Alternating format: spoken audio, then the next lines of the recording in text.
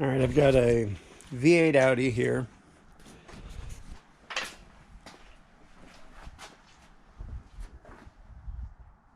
It's a 4.2 liter, and we have random misfires in 5, 8, and 1. The firing order on this V8 is 1, 2, 3, 4, 5, 6, 7, 8. So we're having an issue here and an issue here. Now, normally what I would do is I use a thermal imaging scanner, and what that will do is allow me to see the tops of the coils and how warm they are.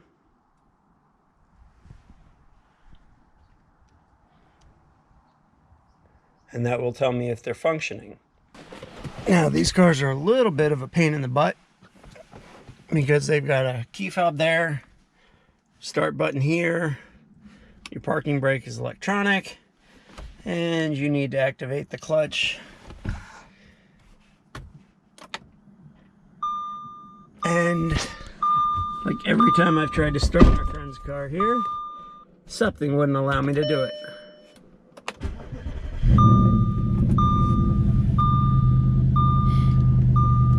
So if you're gonna work on one of these Audis, make sure your door's shut, your hood's shut, and everything else is shut. Now, once you've got it working, you can actually open up the hood, open up the door.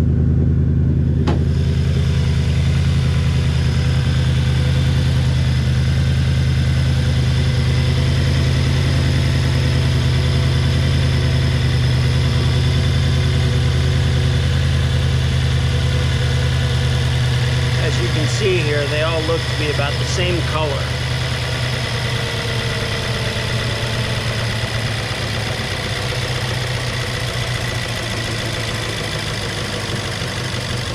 Right where that target is where the electronics are working. So most likely I don't have a coil issue here. The next part of this process will be to pull the coils and plugs, which will most likely require me pulling this out to gain access to these plugs. And we'll go from there. Okay, now I've got the spark plugs pulled out, the coil packs pulled off. Honestly, on these cars, it's not really that bad, at least on the driver's side so far.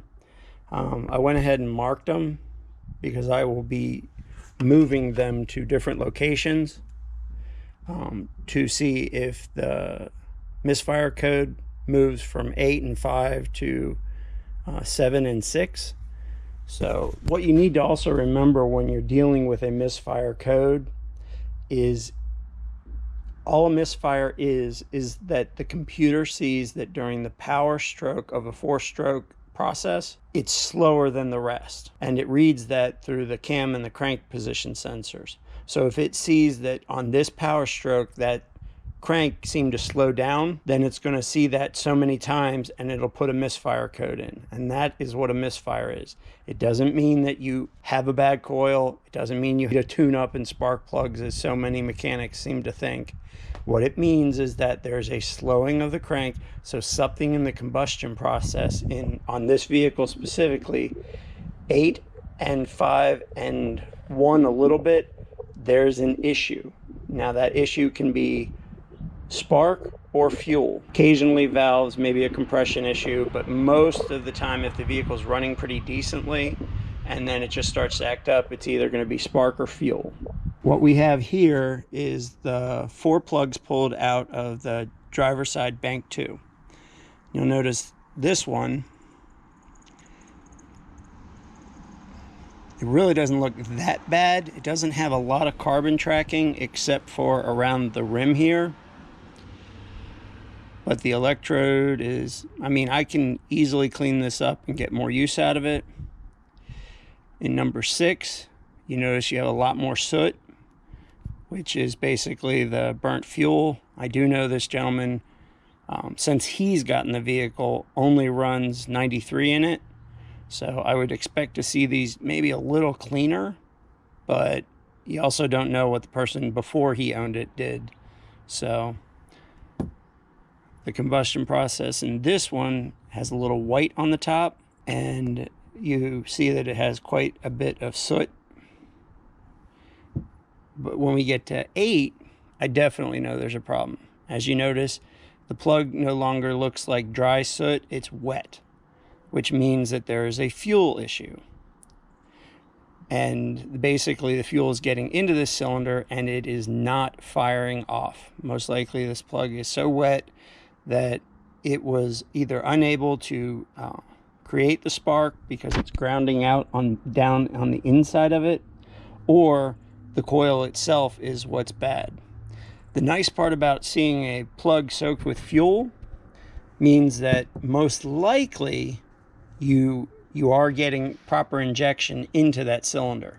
Now, it doesn't mean that the injector can't be stuck in the open position, which is possible, but I would expect to see this just doused. Literally, you could go like that and you'd see droplets of fuel come out. I will clean these plugs up, move a couple coils around, and we'll see if the misfire moves to a different cylinder. Okay, before I install the coils, just a little tip and trick. You'll notice inside your coil packs that there's a rubber boot.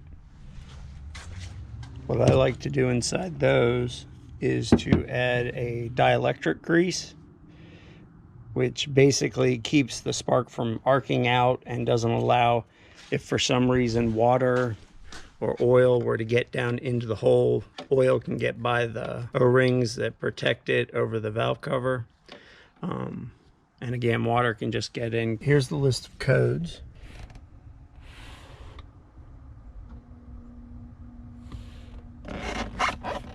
As you can see, we have a cylinder 8, cylinder 5, and if I scroll down,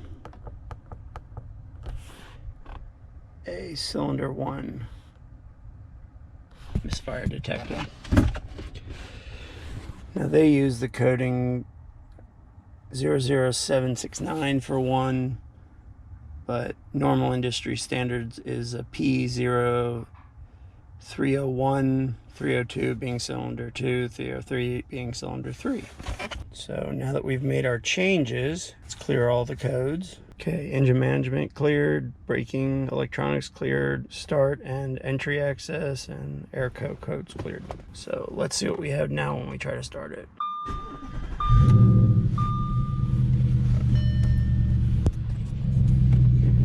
Still feels pretty rough. So let's see what we got here. Engine management. All right, so now we're only showing a misfire of cylinder 8. Now remember, I moved the coil from 7 to that. So now we need to figure out why 8 is misfiring. Mass airflow readings are actually about right for idle. So I guess we're gonna have to take 8 back off and see what we can find with that. After pulling the number 8 spark plug again, because I continued to get a misfire code in 8, I cleaned out the plug. I cleaned it out with a brake cleaner. Actually, no, I used carburetor cleaner on it to get any carbon that was inside the valley of the spark plug. Blew it out with some air, put it back in, and as you can see here, the results are no codes in the engine management system. And I'm also not getting a flashing check engine light. Seems to be running much better. Let's see what she's like out on the road.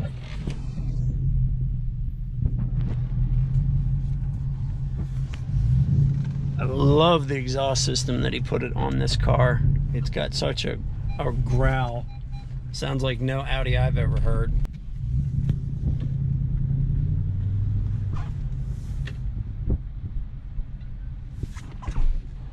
Brakes are sensitive.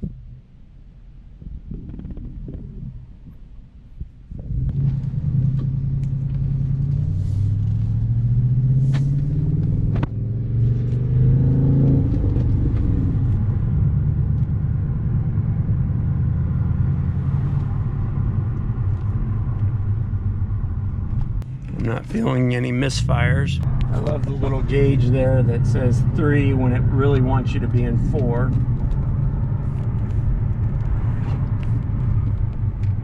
I guess that helps with the fuel economy in this vehicle. But it sounds so much better when you let the RPMs wind up a little bit more. Let's go ahead and get to an area I can open it up a little bit more.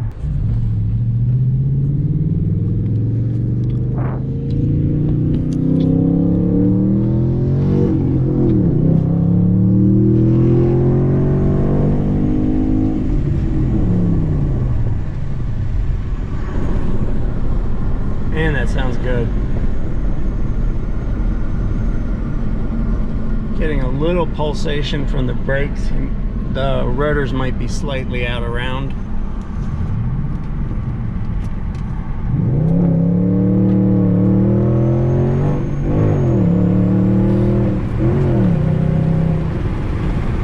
And this thing pulls through the RPM range. It's got a nice power band. And I'm not feeling any missing. So I think we got this one solved. Hey, if you like what you've seen, hit that like button and subscribe if you want to see more content like